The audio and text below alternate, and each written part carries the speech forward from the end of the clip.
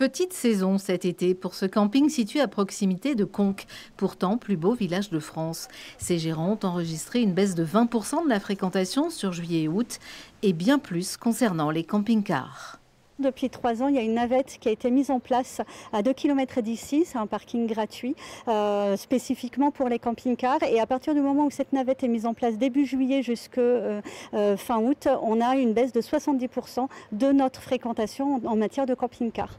Baisse notable aussi dans les habitudes de consommation au restaurant du camping où le prix du panier repas a baissé. On était aux alentours de 26-27 euros par personne l'année dernière. Là, on est plus à 18-19. Et les gens font plus attention au niveau des boissons et des desserts. Partir en vacances au moindre coût, regarder à la dépense. Louison, 25 ans, qui vient de planter sa tente, s'y astreint. Comme je suis étudiante, je favorise les campings, c'est beaucoup moins cher.